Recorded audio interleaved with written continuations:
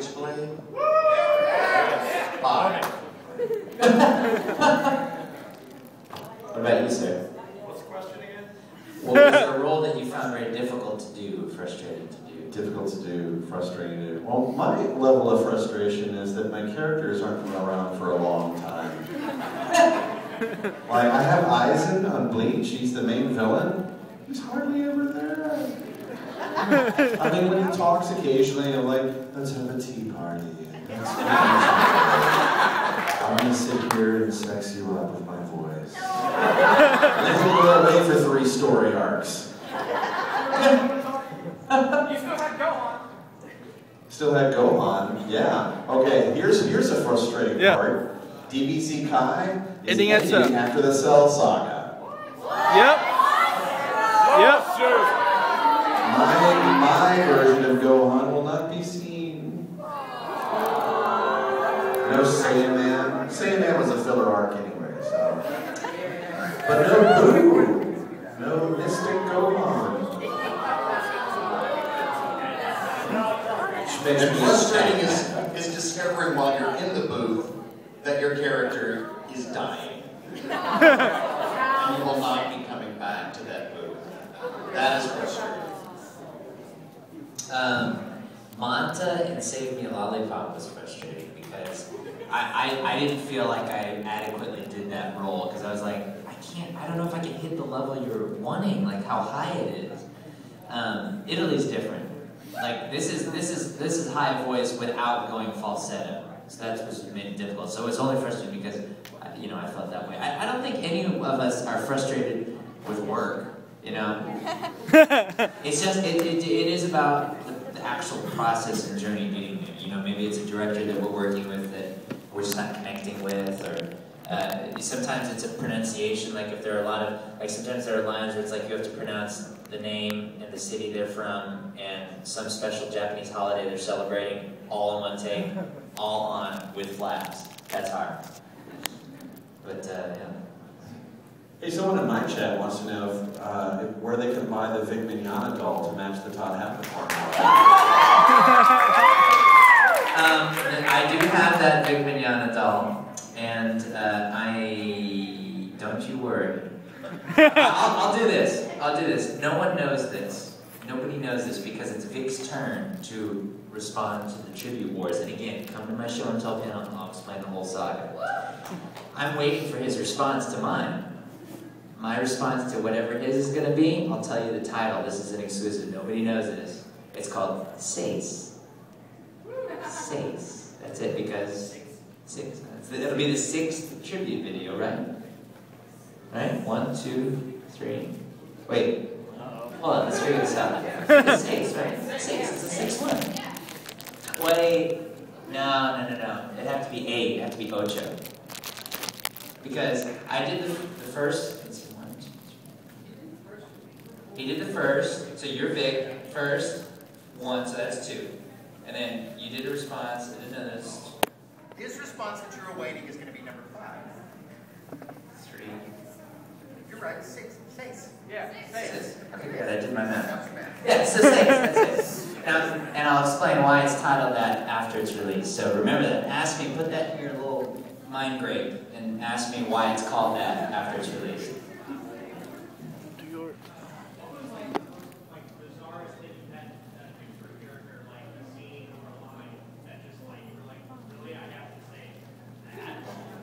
Most bizarre thing you've had to say in the booth, Mr. Hebert?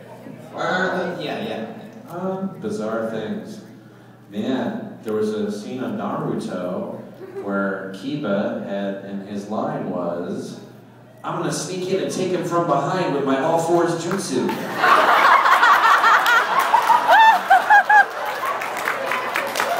It was a yaoi moment. And Mary McGlynn, the director, her only direction was, "Good luck."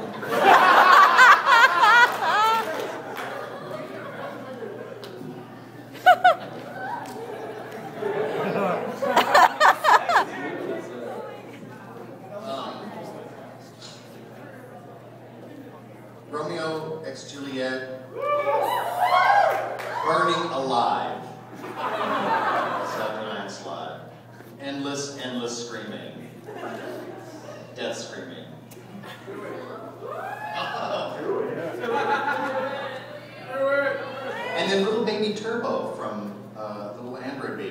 Dragon Ball. Oh. A little tiny voice.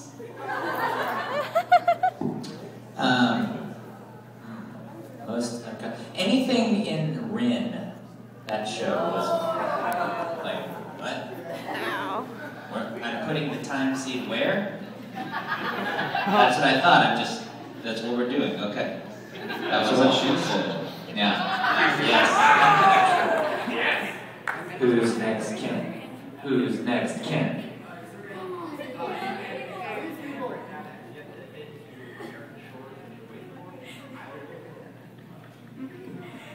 Cannot talk about that. Cannot talk about that, but it will be announced in a couple of weeks. There's one I'm thinking of right here.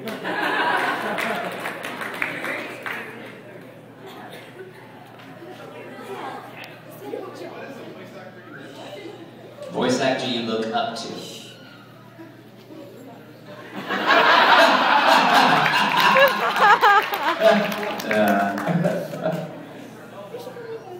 Man, Mel Blanc is the reason I got into this business. And there's a ton of people that don't work in anime, but they work in cartoons, like Billy West, Maurice LaMarche, Rob Paulson, Tara Strong. And these are people that I'm dying to work with. Cannot wait. I think it's just a matter of time. Frank Welker, yes. Peter Cullen, I met friggin' Optimus Prime. Last month in the lobby of the studio, I was like working on one thing, and he was reading his script for Transformers Prime, and I just went out and totally fanboyed on him. And he was so nice. I'm sure at the back of my head he goes, "Who let fans in here?" I was like, oh, it wasn't that bad. But I did say, I do what you do, but not at your level. I hope to work with you soon. You're so cool. Mark Hamill. Yeah.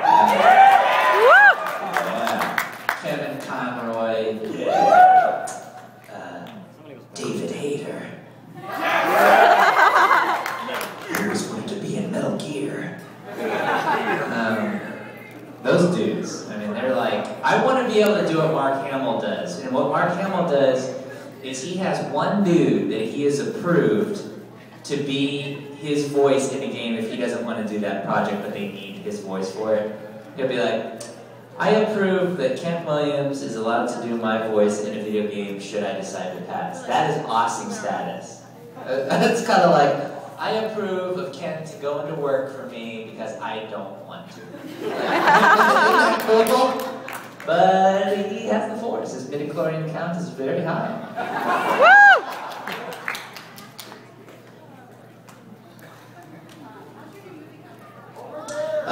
So Green Eye Clown? Green Eye Clown, we're shooting the first episode in August. It's a feature-length movie, and I'll show something about that at the Show and Tell panel. It's a feature-length cut up into 8 8-minute webisodes. Now the reason for that is because I don't want to put 2 layers of clown makeup on every single day for 5 weeks. Can't handle it. Skin. Need it.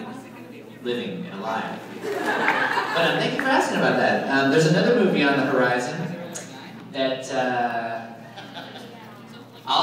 okay, we'll have 2 big announcements here. I'm having a baby. No, I'm not.